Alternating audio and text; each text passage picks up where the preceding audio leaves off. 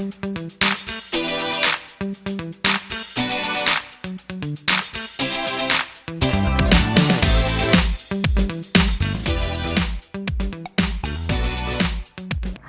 sahabat sehat dimanapun berada, berjumpa lagi dengan saya Puspa. Nah, di video saya sebelumnya saya pernah menjelaskan tentang ragam manfaat buah amla atau buah malaka. Buah ini ternyata bagus sekali loh untuk pencernaan. Nah, di video saya kali ini saya akan membahas tentang salah satu penyakit yang disebabkan karena terganggunya masalah pencernaan atau sulit buang air besar. Ini adalah penyakit wasir atau hemoroid atau yang sering dikenal dengan ambeien. Nah, pasti kalian semua sudah tidak asing sekali dengan penyakit ini. Nah, apa sih itu penyakit ambeien? Penyakit ambeien ini adalah penyakit pembekakan atau pembesaran pembuluh darah di anus. Nah, ini menyebabkan sering adanya benjolan yang keluar dari anus yang menyebabkan nyeri dan berdarah saat BAB. Apa sih penyebab dari ambeien ini? Yang pertama itu adalah masalah pencernaan, dimana sulit buang air besar yang menyebabkan kita sering mengedan, itu bisa menyebabkan ambeien ini keluar. Penyebab selanjutnya adalah sering mengangkat beban berat. Nah, ini buat teman-teman yang sering olahraga angkat beban tentunya punya resiko lebih besar terkena ambeien, ataupun teman-teman yang bekerja sering angkat berat ini bisa beresiko terkena ambeien. Kemudian yang selanjutnya adalah duduk terlalu lama di toilet. Nah, ini banyak sekali kebiasaan baru. Teman-teman yang sering kali suka main game di toilet sambil buang air besar, main game entah apa sensasinya saya kurang tahu. Tapi ini sangat beresiko menyebabkan ambeien. Jadi ini adalah salah satu penyebab dari ambeien. Kemudian, siapa sajakah orang-orang yang beresiko terkena penyakit ambeien ini? Nah, seperti yang saya jelaskan sebelumnya, orang-orang yang beresiko itu baik laki-laki maupun perempuan memiliki resiko yang sama. Biasanya ambeien ini terjadi pada usia matang, jadi mungkin usia 17 tahunan ke atas itu sudah beresiko terkena ambeien. Tentunya dengan lifestyle seperti sering duduk terlalu lama di toilet, kemudian diet rendah serat bisa menyebabkan penyakit ambeien juga, jadi sangat beresiko sekali. Orang-orang juga yang suka olahraga berat ataupun kerja yang suka angkat beban berat juga sangat beresiko terkena ambeien. Apa sih gejala dari penyakit ambeien ini? Penyakit ambeien biasanya ditandai dengan adanya benjolan yang keluar dari anus. Nah, biasanya benjolan ini bisa masuk dengan sendirinya atau harus didorong dengan tangan. Kemudian yang kedua adalah saat BAB itu terasa nyeri dan keluarnya darah. Nah, tentu ini sangat mengganggu sekali. Selain terasa nyeri, keluar darah yang terus-menerus saat BAB ini secara lama-kelamaan itu bisa menyebabkan anemia. Nah, apa saja sih tahapan dari hemoroid, wasir, atau ambeien ini?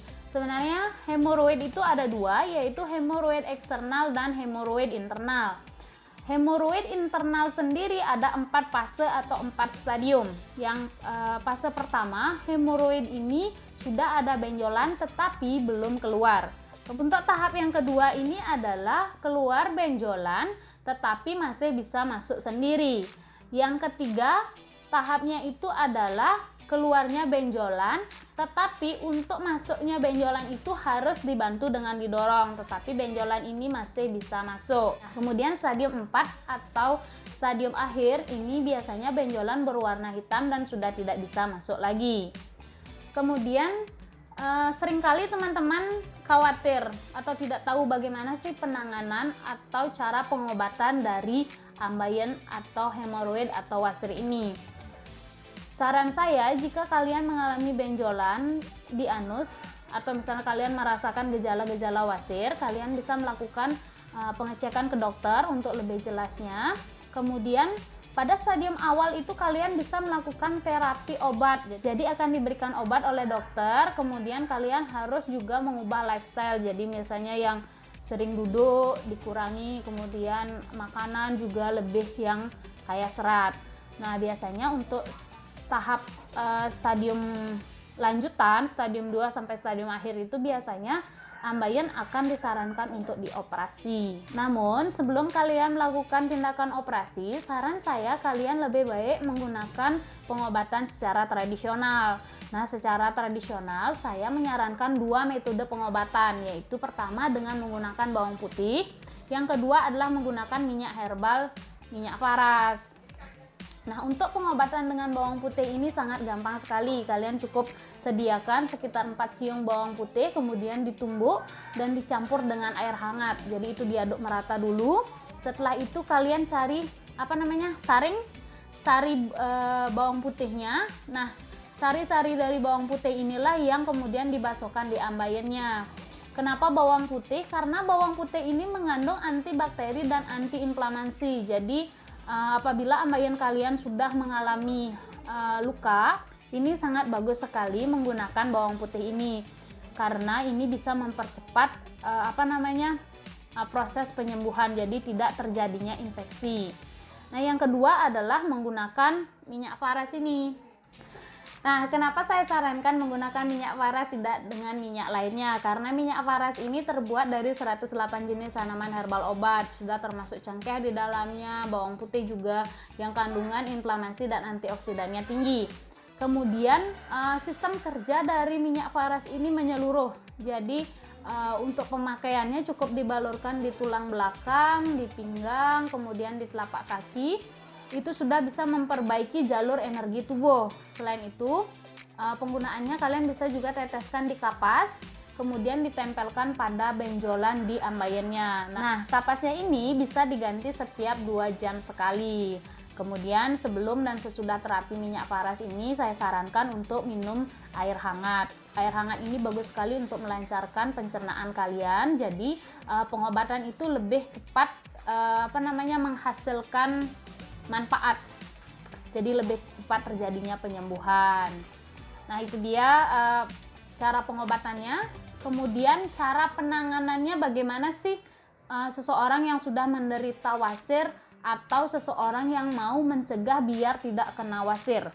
Yang pertama itu tentu dari segi makanan, kalian harus makan makanan yang kaya serat. Walaupun kalian diet sekalipun, saya sarankan buah-buahan, sayur-sayuran itu tetap dikonsumsi secara rutin untuk menambah serat.